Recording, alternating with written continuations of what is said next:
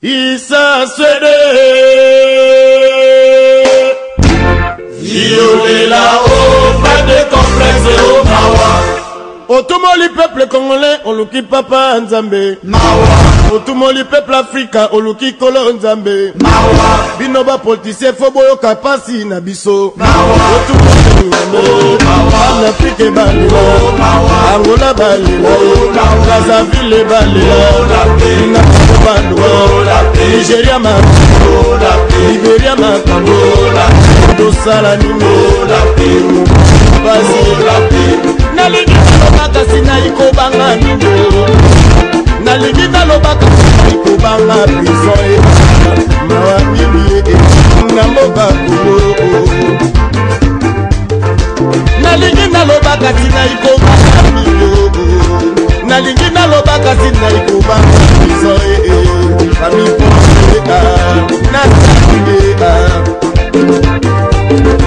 Namoka na biso waka moye mbele Namoka na biso droit ya bato ebaka te Awa na poto baliaka mango ya Na poto baliaka lupikyo Mokili pasi bolingo ngai na sala Wapi tisalela bato bano komande kapasi Zambe pa polisi Yaka mokili Nabiso mawako Isangani Nashaba Zaire nyoso Equatere Bolingi bagere Osomi mondoki moko Kote tumala zamba Likolo bomande kuna yo Likolo ya mabele na yo Otumole na yo Nasala nimo Sengi nela Mutu yeba verite na yo Yeba droit na yo Yenge zali mama Mawa mingo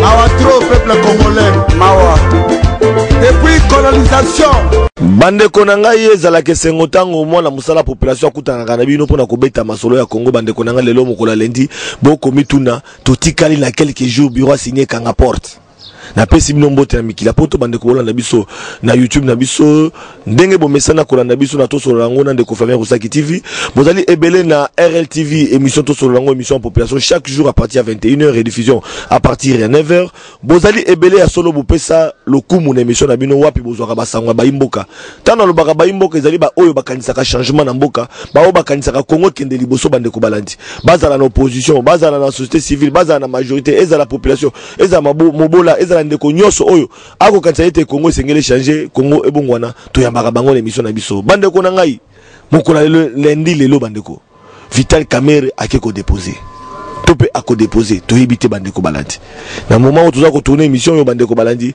Vital Kamerhe nana a déposer te mais sengela ki ke mokola lendi lelo a déposé parce que bolanda ki na congrès uti koleka ba investir candidat président de la République wana na compte UNC bande ko na ngai na ngambo mosusu ya opposition bolanda ka ba candidat ebele bolanda ka mona mboka Martin Fayulu candidat sengeli pe a déposé wana nini congrès na bango bolanda ki na ngambo MLC Jean-Pierre Bemba candidat mais Jean-Pierre Bemba a si a déposé bolanda ki na compte ensemble Moïse Katumbi candidat atako ba ko tuna parti politique Moïse Katumbi tokoluka toyeba Kasi sengeli boy ba en tant que président plateforme électorale ensemble pour le changement moi na mboka Moïse Katumbi et sengela qui a déposé mais ba baré balabala donc moi ya côté zate et koleka nenga ni environnement politique au bande ko balandi bolanda rappel congrès ya UDPS o investi moi na mboka Félix Tshisekedi comme candidat na na déposé te oh et koleka nenga ni bande ko balandi toti kali na jour J-2 parce que le lundi sengeli ba ke mercredi porte kangami to komi tu na bande ko balandi et koleka nenga ni maintenant ngamo opposition to kaka mona mboka Félix Tshisekedi lo bete ba ko sala primaire ba beta ngo dada donc majorité ba banga na bango te waza dika opposition o akolinga atikela moninga akotikela parce que opposition comme na bomoko bolanda ki na point de presse to Tony Jean-Pierre Bemba question na o etali relation na mona mboka Félix Tshisekedi alo bina biso ni ndeko Flavien ndeko Lézer tango tozo si sawa na ko kutana mona mboka Félix Tshisekedi sengeli boya pe na poko akutana mona mboka Kamerhe donc to comme on a unité na kati ya opposition tala eloko population na ngo besoin mais est-ce que bakoyoka na tina suka ndebo tuna ngwana Félix Tshisekedi akotikela bango Vital Kamerhe akotikela Moïse Katumbi akotika Martin Fayulu to mona ki na congrès UNCT ezole kandenge nini akotika Jean-Pierre Bemba Gombo akotika et singeli bo baite mona mboka champion mangombo akutaki déjà gemena na minute zo ba azala mikila poto voilà bande ko balandi to ko beta masolo na Congo to eba actualité politique à mon avis ils allaient ko évoluer nani ils ont évolué ndeni mais bozo constater que ton décor habituel té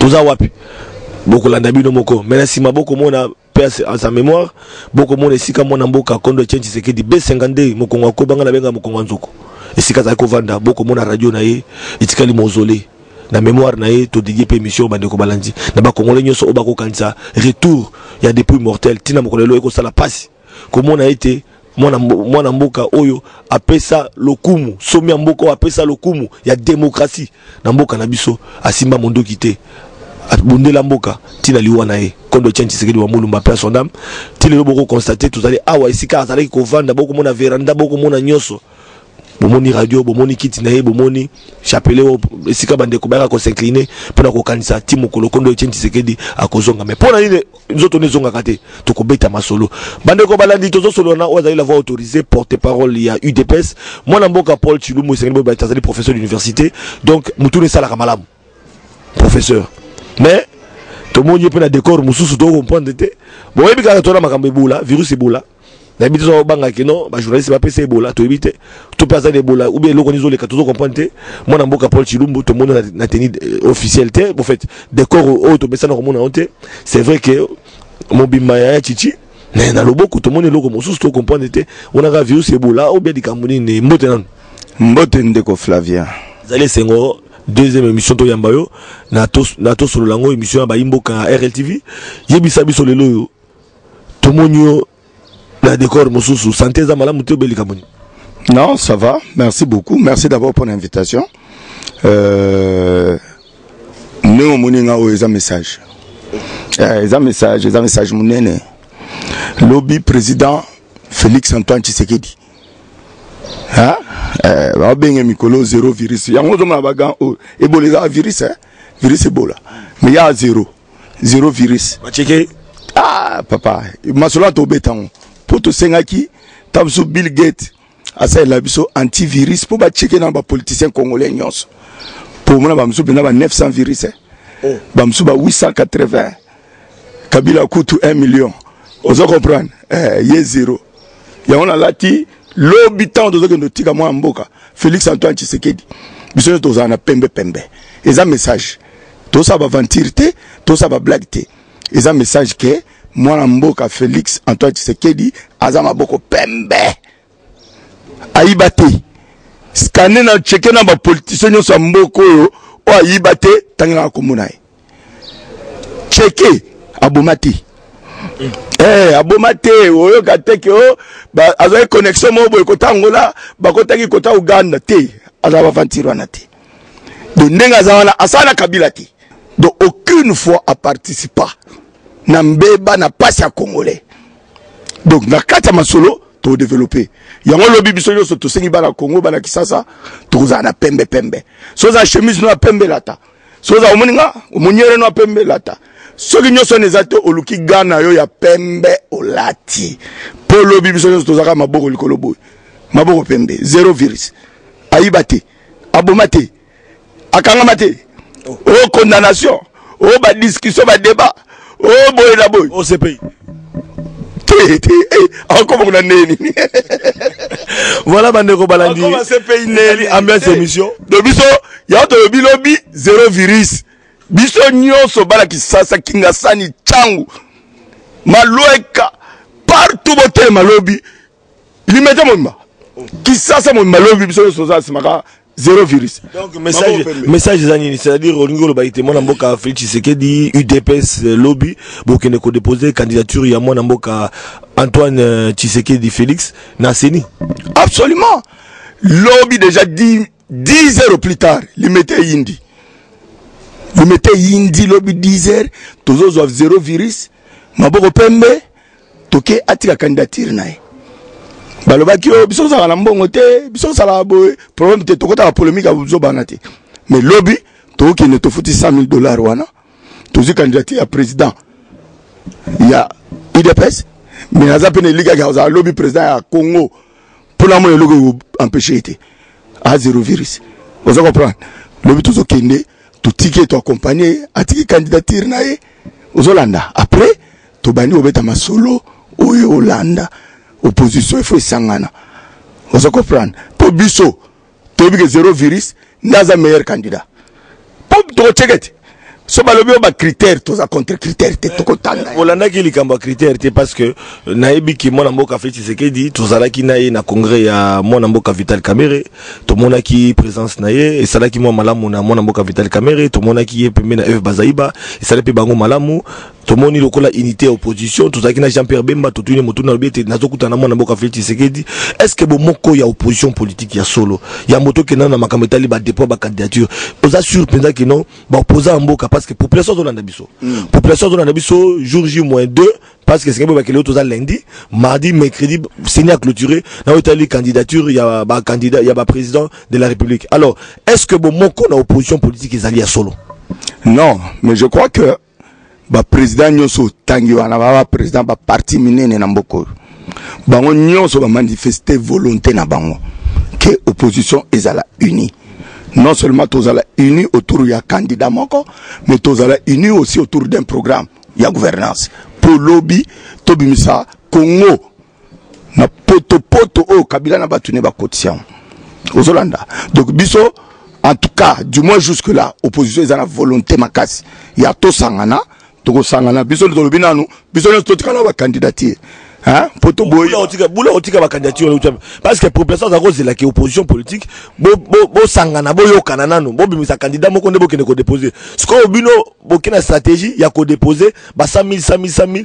Donc les 5 candidats il y a présumé il y a opposition. Donc bo déposer ba 100 000 après ba 100 000 yango pona mutu moko ekeka pamba boy. Alors stratégie on a ko déposer na mbongo ko bimisa mbongo, yebaka caution yango eza non remboursable.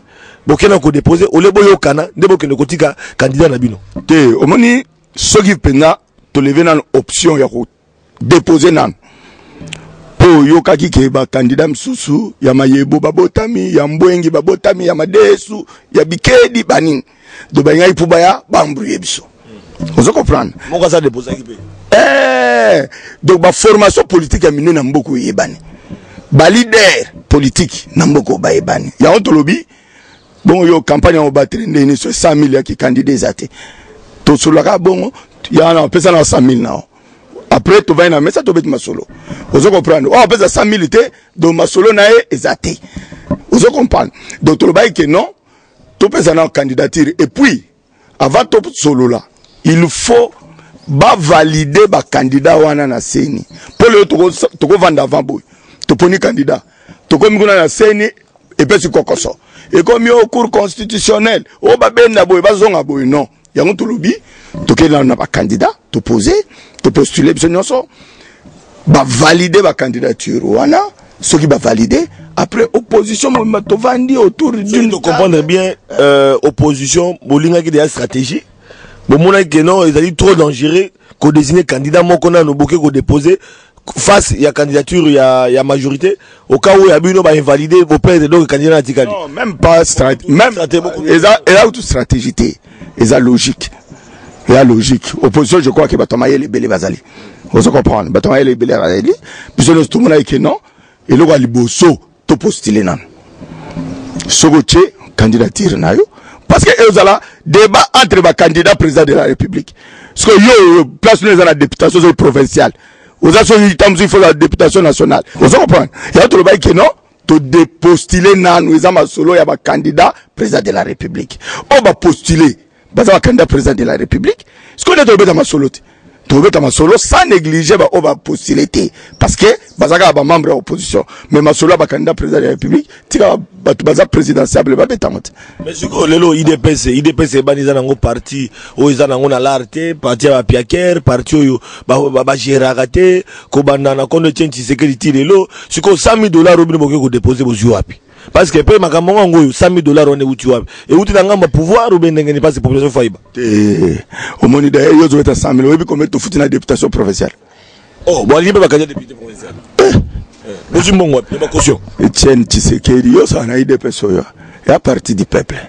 On va monter on dirait la partie moko il y a ba voyou partie moko donc vous alerté bon sur $600 législative basée là tout en a 500 candidats 500 candidats tout fait $500,000 peuple a payé peuple a payé mon tout fait 500,000 na national tout vacciner 100,000 ya moi mourir Félix Antoine Tshisekedi donc match IDPS na peut pas sika ou bien tu comprends sika te biso za parti mo o biloko na est-ce que biso za biloko na bien o bien na 2011 na mboka oyo seul candidat à tomola 11 provinces na jet privé et tiens Tshisekedi mais biso ça la masolwana makelele te parce que peuple a passé on se comprend peuple a passé biso de rose à la tête biso za ko te bato ba yibi ba ça makelele tozala mbongo azomisa ba dollars ya muyibi biso peuple a passé kaka peuple wana mutozo contribuer moi $1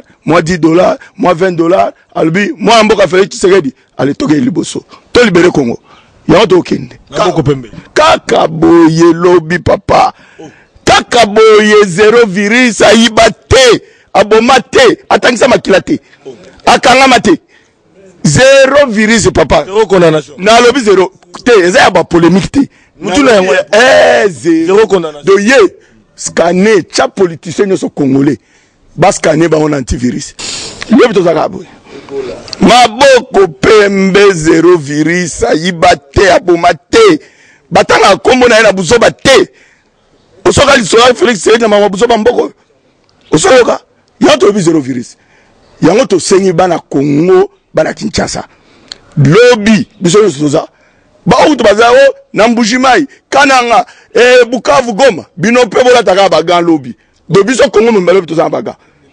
pembe 0 virus akendo tika kanga IDPS lobby bazana pembe biso nyonso to yibate papa to bomate candidature en on a compte ka IDPS ou bien IDPS qui bat ça comment se fait-il IDPS qui va ça ba qui investir Félix Tshisekedi candidat na bango mariage joana entre IDPS qui bat ça na IDPS Etienne Tshisekedi et ça le minenge ni to comprendre papa na lobby et ça ku IDPS ka qui bat et lobby no bosana ka est-ce que ba Félix a président rassemblement est-ce que ba non le temps le parti va rassemblement ku fade te ku fane président Moïse a rassemblement Délice Zanga rassemblement. Pierre Lumbi a rassemblement. Lutundu a rassemblement. Président Mauna. Il y a un lobby. Il y a sa polémique. C'est pour ça que malembe. Hein? Ce que mon dit mpaka wana bato mayele wana. Nakati rassemblement ba ponaye akamba bango. Ah papa. Ndeko na biso pe kibasa a lobité. To accompagner 0 virus. Po ye mikolo mpepeza yaye.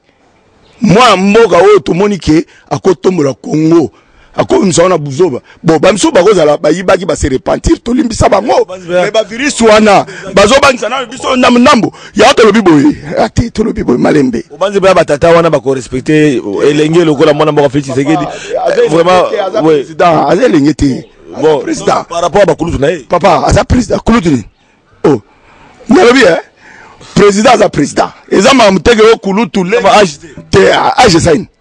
age saini ba papa baza ba sentinelle pa biswana ba tso la mwina tomba bengo chef metan mona koko na yo te mokonzi papa ata na mboka ba o mona ba investir mwana 13 ans 12 ans akomi roi o mona bina ba papa mikolo bazoya baso se prosterner vive le roi des ans bokonzi za ba age ba nini wana te biso to lobi boy tozozela to tshaba critère pour la critère wana mais la critère n'est beaucoup bon en opposition parce que na yoki ba mususu ba lobby to kene na congrès to kene na congrès MLC to kene na congrès il y a UNC to zalaki na congrès il y a UDPS to tamona ba congrès moi mingi mais to mitu na menanga ba majorité to mona congrès te joji modé moi 3 PPRD au sa congrès mukonini PPRD bo sa congrès mukonini anadek bo baki on de conflit avec candidat Joseph Kabila mais bo sa congrès mukonini FCC bo sa la congrès mukolodi Juji mo fa bien on va ne quoi na batata no munyana baza ba umbo Kabila oh na zopso do nenge bango nyoso bazala yoka na batata mikolo na autorité morale ozolanda do nenge bango nyoso baza wana do Kabila nde akopona soka lobi acha mwa ne aka congrès na lobi soka lobi acha mwa ne ya 12 ans achena ye bango nyoso soka lobi acha nani mwana nkasi ya soka lobi acha do batata nyoso zo mona ana Baza congrès to monate. Baza la congrès, baza c'est baza force politique am nene. FCC tout moni bato na ba monseigneur ba signer kuna banini. Na ba monseigneur nyonso na autorité morale na bango Kabila. Siko bango nyonso ni bazana. Ba yebi ku tuteke na yozala candidat. Oye Kabila ko sa bango pe ko mercredi pe le ka désigner pe mutute. Bandana likamolo. Oye bisayo ke Kabila so alo ya sa bango ko mercredi pas désigner ne mutu te ba pa c'est ni pe kanyi ba tikali wala yole la. Ozo comprendre. Non, waya buzoba. Omoni ya biso to bunda démocratie na mboko. Tu as raison. Ozo comprendre. To bunda démocratie. Comment bien mikolo boy. Juge moi deux congrès moko. Juge moi ndebo yebi candidat na miote nani. Donc vani wana do bango nyoso na stress o tata o ngam na oza o ezaka ba réseaux sociaux ba komi o matata o baati o boy kasi boka no yebisa ete papa ibiso ba umbu na biso ba umbu na ata to komisa ki yo to landa ki yo do ti popo na candidat de faut o tira biso boy ba biso ba ko attention vous comprenez c'est pas c'est normal la majorité ba doit Kabila liba do tata wana ba mikolo ozo stressé bango mingi tika o stressé ba tata batu somo wakufi zate eza gentité ta yona bien ba bango idepes bango nyos ba la bango na sima porte polele ba bo lobi bango nyos wala taka mais bango ba boko pembete boyene te to lave bango to lave bango mais to tsa bango nanu to kenyela bango muyibeleki bango to zimele bango nanu to ta bango na musika FCC bazana stress bako kufa batatana rais mama sa bango na se mingi bilelo watu na tokota biloko pwani o ba fati o ba vantiro to yo kota ya Kabila 2 jours candidat ebaide ata yo moko est-ce que ça la te rais libéré bango te yo ça soki na famille pas voisin ma voisin tali bilote bino ta ma voisin na koti na ngati mais ba congolais te yo ba likambo tali ndaku na bino yo ta ndako ba voisin yana lobi ba total ba stressé ba lobi maboko pembe ba ta baga to défendre bango ba c'est ma fachi tolimisa bango tolimisa déjà etenye mo alimisa sala genval ozolanda ba ya lobi na c'est ma fachi maboko pembe kabo sinon te stress continue te ba dai ti mekribo omoni na yebiso ti madi lobi raisa olobali ka attention Mario donc mercredi na to il faut te faire à l'hôpital Kabila oboma batu na lobi te ma gentité non il peut pas faire ça ils sont quand même des autorités ils sont déjà responsables qui gèrent ce pays comment il peut les traiter comme ça. mais Seigneur biti mercredi le 8 bino va presser boye bananga na ebiso ke Kabila so biso comment bimisa mercredi le 8 wana na ba 23h40 quelques minutes de la mission so basi ba palanga ima so ba kofi eza avanti na on va ça biso nos opposition nous sommes sérieux je crois Hollande déjà président Bemba a déposé. Nanga salé le président Vital a déposé. Mais ndekona bino otomona mingi mwana mboka feti sekedi pembeni ya mwana mboka Moïse Katumbi mais Katumbi azokotaka Kongo te mais suka boni. Eza ba buzoba biso to lobi omoni Kabila na batuna e ba respectaka elomote. To linga ke élection oyo ezala inclusive. To boyi mobulu na Congo batu bakufi déjà depuis kaka 17 mai na bango wana 1997. Tout ça déjà, il y a plus de 10 millions de morts sans compter Baobazo Koufalelo. Soko tangi préambule ya constitution abiso.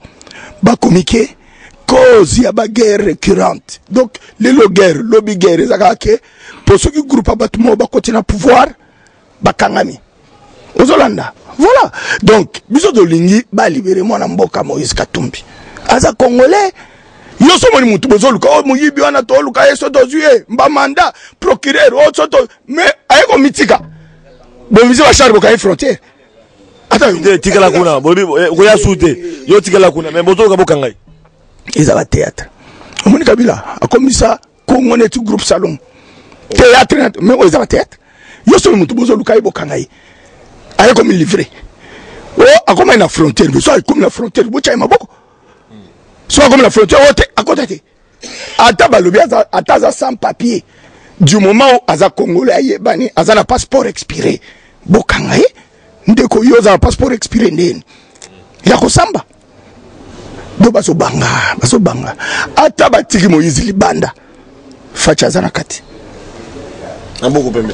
Mais donc critère obino bokena ngo maboko pembe mais na ngambo mosusu ya ba congrès na ndako beta lisolo to kende na ba congrès mosusu bandeko ba bina bobi ke biso tuzalaka na bitumba na 2006 to kindaka na kondo Tchenchi Sekedi to kindaka na mwana mboka Joseph Kabila o lelo ako se représenter pour mandé sidi bon pe à son âme na mwana mboka Tchenchi Sekedi azate biso to tikali biso mo na course bo siko na ba critère wana siko bino pe boke maboko pembe bo suka bon siko ba critère na banzani on peut appeler les critères. Les critères, quand on le met, tu as critères.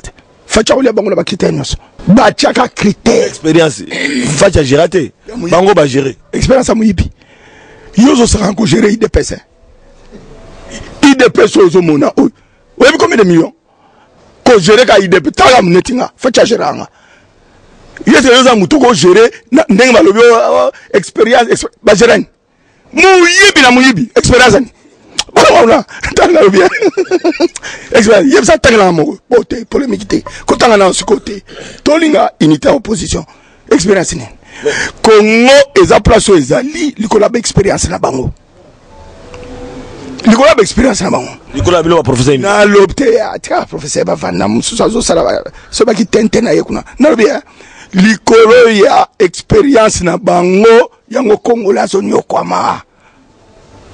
Yango to lobi attendez ko Flavien o chepena o yaza une expérience ya Muyibi o nano salate o zonani ata yo moko toza kamtema bien to ni maka ke fachi mabo pembe to sura na biso baza politicien baza ba parti politique minene c'est vrai que ata ba chebiso poids il faut pas se retrouver il faut pas se retrouver to solo na biso o zo mo par na mais il faut tout même bon ce qu'on a dynamique.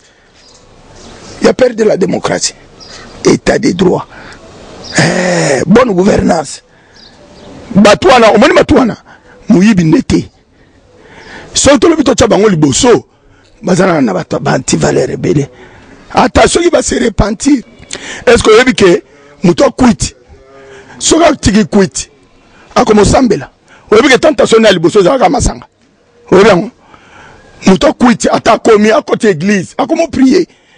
Tentation à liboso zaka masanga. Donc yazaka soga moni masanga boye muteme beti tukutu muteme zoti ndaka kamela. Ya neti muto muyibite. Ato lobi azane na volonté kotika. Mais mukola omona na kesa leta mbongo. Akotika ou akotika te. Yango monique faut que na bana malembe hein to travailler na idéologie na ba conviction oyabiso. Après Congo ko telema bana wa congolais poto créer ba congolais msoute. Siko d'après bino critère ni moni na opposition. Ce qui le loba ki ko loba mona mboka Paul Chilumbo na opposition o à cause de la candidat o à comme ma opposition mobimba na ba élection. Ça otanga ba kombo ba élément ni yo moni tango ozotala lobi bo pona ngai Paul Chilumbo na moni esengeli mutongo za la boy porter robone esengeli za la boy d'après ma candidat na yo ndengo fandi ozo candidat ki congolais oza na opposition izali kama famille politique na bino mais fandi pozo candidat bon pona biso critère ya yambo moto esengeli conduire opposition ngai Paul Chilumbo na proposer azala boy na moi ma candidat population bazolanda non au moni avant tout ça la critère il y a porteur robot il faut tout identifier dans le problème il y a Congo parce que mututo ko chana eza pour résoudre le problème maladie à Congo ezanine maladie à Congo eza Muyibi maladie à Congo eza impunité maintenant wana na maladie et le bomi Congo yango la Congo maladie liboso za Muyibi kanyaka Muyibi na Muyibi maintenant tant que chasko porteur robot quel est le candidat capable d'endiguer la corruption dans ce pays? Candidat nini akoki kosilisa Muyibi na mboka oyo critère ya liboso yango wana parce que maladie ya Congo eza Muyibi so yoso basi batanga comme na Muyibi papa za mo ba réserve ozolanda yamzo de cheboui zéro virus donc muto aiba na nte muto ya kota école ya formation il y a état de droit il y a justice o elevaka nation eza fachi eza IDPS wana pena na ndenga mabete Nandenga bien, et ça, il dépêche. L'épisode de Bito, pour un candidat, il faut identifier le problème à Congo. Le problème à Congo, c'est français. Pour les français, tout le monde est à Moussa Outikuna, à Zabeta Masolone, à Sambole, à RFI Kuna. T'as là, français, mais là, Yewana, avec FCC. Yemo bem ta tunyeli kamta komi biloba loba ko samba samba ko finga batu zoto landete nani na boya komene soke liga soke mbokolo soke nani waza beta mama sola beta abeta ma sete minga erefiona akomi afingo mabe papa yo batu baza ko tosa yo bazo respecter yo oza mutu abwanya n'est-ce pas alors soki papa so omoni mutu mayele omoni azui lidusu na cerveau c'est galier. On met à ça va prise d'air. Alors, ça va prise d'air. Avec un son, on a Kabila, on a besoin de la parenthèse, mon on a rappelé aux professeurs de l'université à Kinshasa, c'est vrai, les lobes étudiants Maza Kolanda, Bakomona, Tolanda qui prof Nyambirungu, Ameki Koloba Likambo Etali, candidature, parce que Toloba Likambo a déposé ma candidature. Atali si qui était mon amboka Joseph Kabila, Azali éligible. Et Sengeli, qui ne peut que déposer candidature sur quoi c'est la deuxième tour, il y a un tour oyo à Salaki na 2011 bino pe ba professeur ba tomaye na ngambo opposition boko kanzani mutuna pe na tunaki yango mwana mboka Jacques Njoli na bandi na mikolo ko ya bande ko ba la démission pour être mwana mboka Jacques Njoli pe apesa ma candidat attaqué constitutionnaliste mais yo vous appelez quand même professeur vous appelez muto za boanya porte-parole na UDPS tango landi professeur oyo yo ta à l'université Kinshasa yepe bien qu'il na retraite à route université Kinshasa a pesi cours à former ma professeur belé yebisa biso débat wana bino bozo ko encaisser ngo ndenge nini lokola yo na IDPS attaque congolais attaque pe moto yo après ça rapé cours to pe attaque ça rapé étudiant na université à Kinshasa. Non sincèrement natka Hollanda ba propos ya ndenge wana te et pas un prof Nyambirungu na landa kinde ba propos na sur éligibilité na inéligibilité subordination ya témoin na corruption alobaki ke frontière ezate mais ya ke Kabila za éligible na landate et puis nandi meteka koloba abzuba ne wana amta mayele akoloba abzuba bonte po ata ngakutuna ngasa na droite de toutes les façons hein Kabila to signa naye accord ya Saint-Sylvestre accord wana exact est-ce que ba ke accord wana et comme résolution des Nations Unies yo kiteke mulongo na ngakora na lobby munere nyonso soka zoloba Kabila a respecté constitution a respecté pe accord héritage o tena tikela biso yango wana soki accord wana ezalaka te mais toi na kokoso ndezo mona bazo balula constitution accord est clair Kabila a éligible te a signé accord partout zokinde tango yokaki bandeko Macron ayambi Lorenzo kuna ayambi Kagame bango nyonso balobi nini a respecter accord wana yemo muta signa kiao accord eloba référendum ezate accord eloba Kabila za susuna mandaté constitution pesa clair au article 220 wana bandeko ya PPRD moko na yambaki a répondre na motuna lobiete accord à Saint-Sylvestre ezali nango au-delà ya au-dessus ya constitution te constitution za loi fondamentale ezo dominer ba accord wana do accord c'est quoi nango na mai bino bokanisa bino bozo rêver ngo tilelo ko na ko taba débat busobana te parce que ce qui est un président de la République au ministre de la justice au moni bandeko nyoso na majorité donc boye na mino bo signer mais ils en ont litomba moté c'est que vous avez homme d'état c'est vous avez homme d'état constitution abi constitution les qui tika ba débat na salanté a oza candidaté esili oza raté esili ba débat na accord nini donc c'est ba ko déposer non c'est la nano on ba ko déposer yoka nano au moment de kona ba mailete so ba lobike lokola élection le mois qui 2 tours et comme un tour. Donc, Kabila ko se représenter. Donc, ça se représenter les sous. Après, va changer sous constitution comme sous 2 tours. Balobi va voter na 1 tour. Si on va voter na 2 tours, à se représenter les sous. Donc, comme na 2 tours, va changer les sous. Donc, ba so biso. A oza candidaté. Et c'est lui. A oza candidat. Et bon, so qui yé, radio te bande ko Hollanda biso.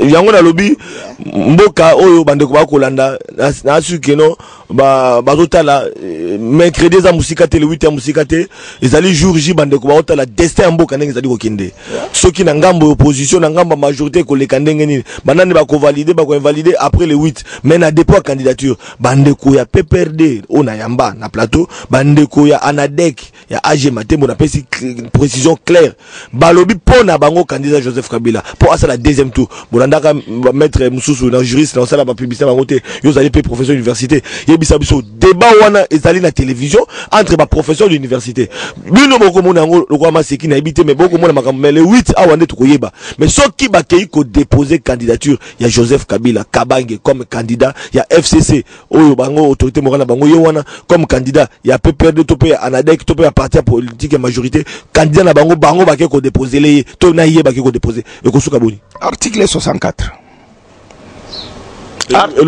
article 64 elobi omoni congolais azana droit à résister na mutu moko ou bien un groupe d'individus ou alingi ko pouvoir na makasi ou bien à s'éterniser na makasi. Vous comprenez? Peuple congolais au téléma comme un seul homme. Et puis kutu wana biso to linga a déposer ata au moins wana ba mitu passe ba machine à voter wana to kolongola ngombala moto sukumi bango nyonso a déposer a ko faciliter biso na tâche a déposer kaka soki yependa o nemba ngomo bazolo ba o soki banini ba débat na bango do abuzo bana na kota honte pour mutoma ila ko sa débat na te donc deux tours un tour à se présenter d'autant au sala un tour sur sa sali de mandat ba changer son constitution ba zongi sango deux tours après ba lobioté ba voter na un tour to get ko na deux tours après to ba sali sous deux mandats na deux tours na so te abuzo ba après to na trois tours après to comme na trois tours le gars comme na trois tours donc le gars ba voter na deux tours il faut za la kaka donc azali libela na libela ba changer ka deux tours un tour te papa atayo mo est-ce que débat les assassins il y a débat buzoba mais on voter ils ont député ils ont député ils ont pas mayele wana baza hors mandat akaba voter député ça na droit à violer constitution te ba loi wana ba député na lobby constitution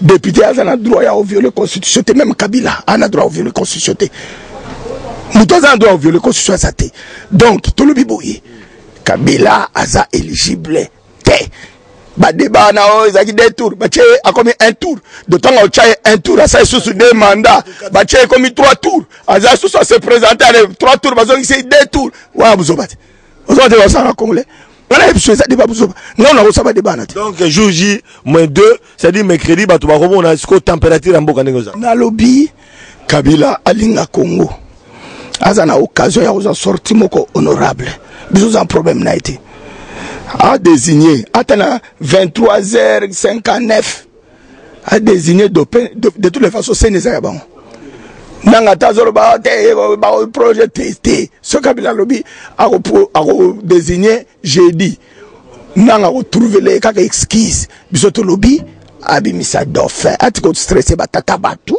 abimisa dauphin wana akende atika masole continuer lobby mokola lobby poto zonga po bande ko baka negi tozo sala émission déjà que non mokola lo lundi lobby mardi mwana mboka Félix Tshisekedi a qui ne ko déposer candidature na $100,000 na EPD na poche pour que ne ko déposer yo mtu sana bokali ngate na 100,000 na za charge à élection na 100,000 na déjà après ça ngana dossier na biso lobby to okende ka boy bakale te bakali ngate na 100,000 nena boy na 100,000 bana butu te pardon na chaki na banki o chaki na banki na chaki na banki na bena lo na tongo to ba o luka na butu te gero na 100,000 na pale te na chaki na banki donc lo na tongo na ke na banki et na tanga pe komba banki te poko ya bo ka ba char de combat et entouré banque wana te voilà ambiance émission bande ko balandi bobi ka ke non ils appellent moi malamu moi guité na émission alors moi na mboka lelo $100,000 ezali bozo ke ko déposer mais tant bo ke no déposer wana na ebité bo ke na ko visiter machine à voter tant otala pena corner nanga elongi ando connaît nanga devant machine wana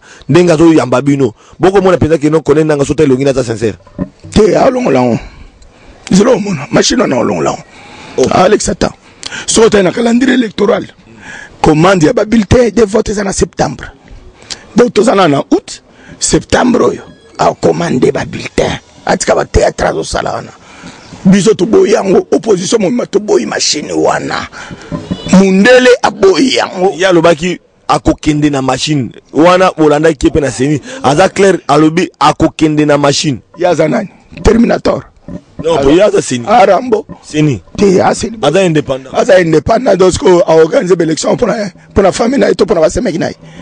À organiser pour la besoin des bactéries politiques. Besoin de compétir dans ma camboana.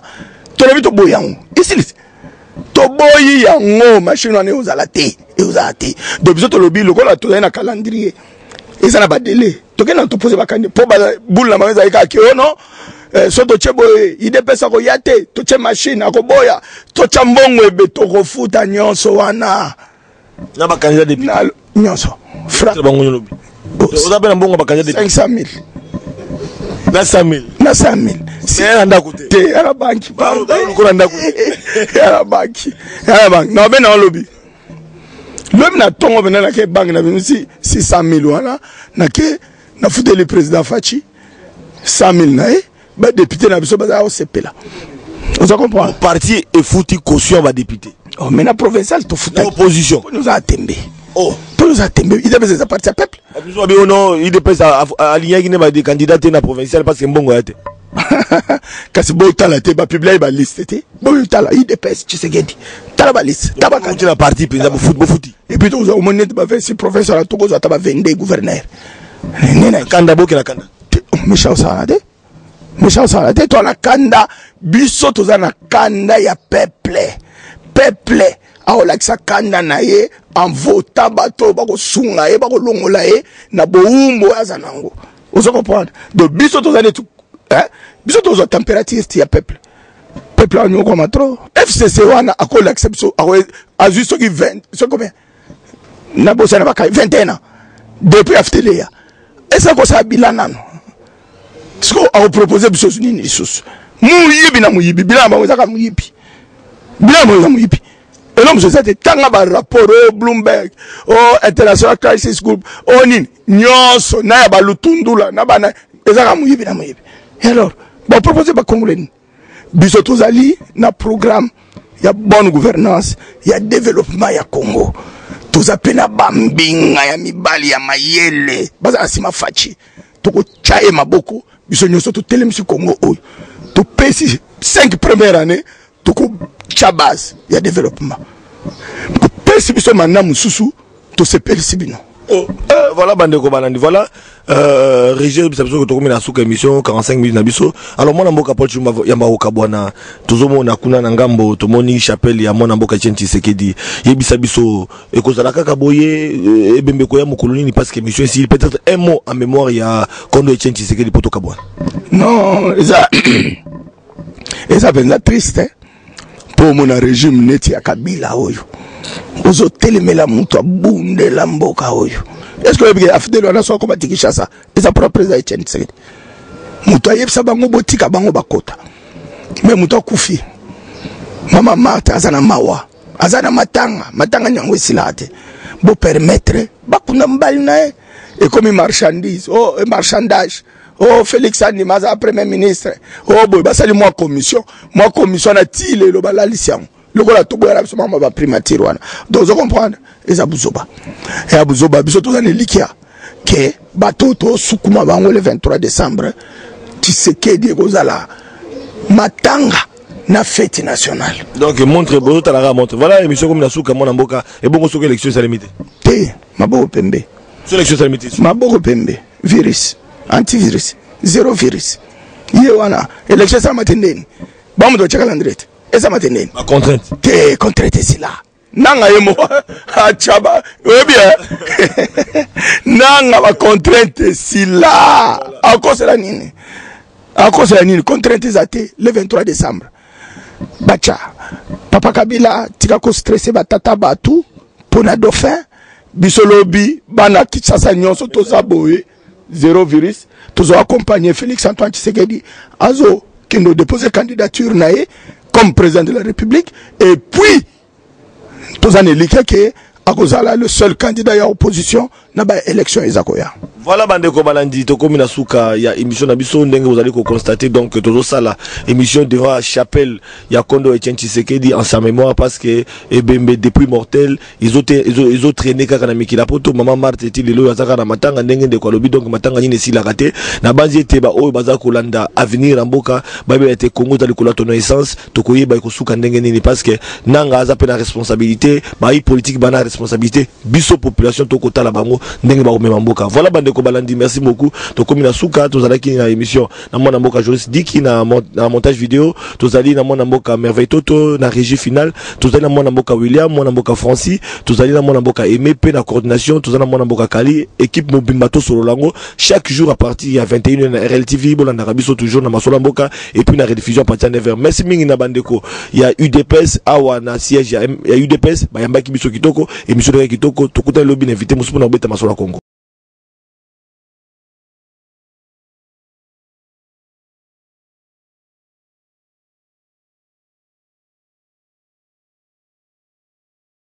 Isa Swede Violé là-haut, pas de complexe au Mawa. Otumoli peuple congolais, oluki papa Nzambe Mawa. Otumoli peuple africain, oluki kolo Nzambe Mawa. Binoba politicien foboyo kapasi na biso Mawa. Otumoli Nzambe Mawa.